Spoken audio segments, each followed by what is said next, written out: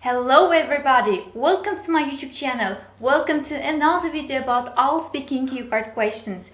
In this video, again I prepared my own answers to one of the late IELTS Speaking questions together with related part 3 questions. So if you're ready, let's start.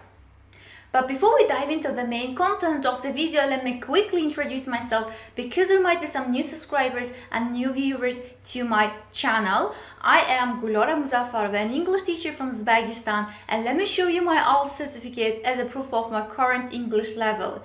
As you can see, my overall band score is 8.5, and on the screen you can see my scores from each section of the test.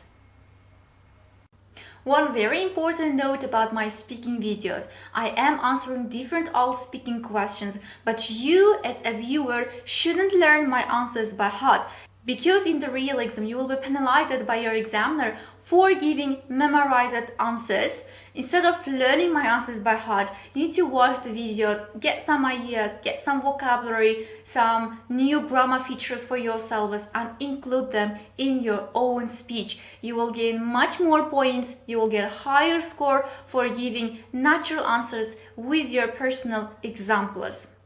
By the way, subscribe to my channel if you haven't done so. This will be your great help to me.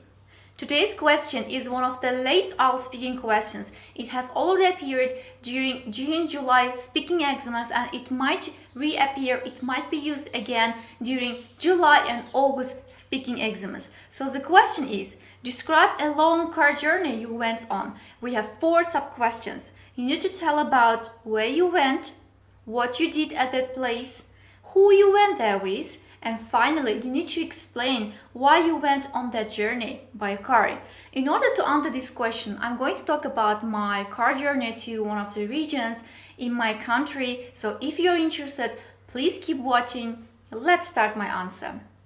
Well, for longer distances, I usually travel by bus or by train because it's more comfortable.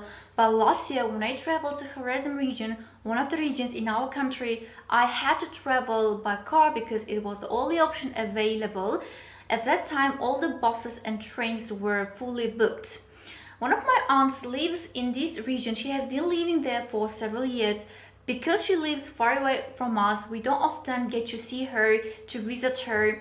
That's why during last summer holidays she invited me and my family to visit the city where she lives, to visit her house. She lives in a very ancient city full of old and quaint buildings. Well, albeit reluctantly, we had to agree to travel by car as a last resort, and having to sit still in a car for about 7 or 8 hours sounded very dreadful to me. And I was having a window seat, hoping to enjoy some view through the window. But unfortunately, the only thing visible through the windows was sand, because the way to Horizon crosses a huge desert, and the desert is full of golden sand. On the one hand, the view was really impressive and spectacular because the sun was strong, there were a lot of patterns on the sand made by the winds, and the desert seemed infinite. It was beautiful on the one hand, but on the other hand, the desert seems endless, and you feel that it feels a little bit frightening. You feel that you might be trapped in this endless desert. So there was neither a human being nor animal or a plant, so I felt myself a tiny human being, a tiny helpless being. Well, the journey itself was very exhausting. By the end of the journey, I had already been tired, and some parts of my body were already numb. When we finally reached our destination, I was very happy. My aunt welcomed us very nicely. We spent a couple of days there. We had a veil of time in the city. We went sightseeing, we tasted some national dishes, even we visited one very famous river called Amudarya in Horizon region. So, albeit long and tiring, this journey was very memorable. So, this was the end of my answer to part 2 question. Let's move on to part 3 questions. I have the questions on my phone. I will be reading them one by one and will be answering them. So, let's start. The first part 3 question. What will cars be like in the future? Well, I imagine in the future cars will be electric, like Tesla cars, Actually, Tesla became the most expensive car company in 2020. Before it was Toyota, but in this year, Tesla was so successful that it was able to gain the lead in car manufacturing sphere. Well, all cars will be running on electricity because our planet is running out of fossil fuels. And besides that, I think in the future cars will be driverless, like we will insert all the necessary data into the computer system of a car and the car will take us to our destination by itself. Well, it may sound very fantastic or infeasible, but I think it will become a reality someday, just like any other technological item which we use today. The next question number 2. What is the difference between men's and women's preference on cars? Well, I don't think gender plays a role when it comes to choosing a car.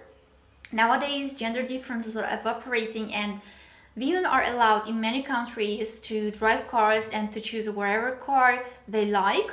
And it's a matter of choice. And depending on their preferences and depending on their purpose of using a car, both men and women can choose whatever brand of a car, whatever model of a car they like. The next question number 3. What are the differences between bicycles and private cars? There is a huge difference between bicycles and private cars. Bicycles are of course more advantages in terms of health because you will be moving all the time, your body will be moving all the time when you ride a bike and it really helps you to keep fit. However, during different weather conditions, especially unfavorable weather conditions, you can't ride a bike. For example, if it's raining or if it's scorching hot, you will get wet or you will be sweating a lot. On the other hand, private cars are more convenient because there is more space in private cars. This means that you can give a lift to other people or you can carry your personal belongings more easily. Besides that, cars are really convenient for longer distances. The next question number 4. Why do people like to have private cars? Well, private cars, as I mentioned above, are very convenient. Private car is especially necessary when you have kids because you have to take your kids to different places such as a kindergarten or a playground, or you need to take them shopping.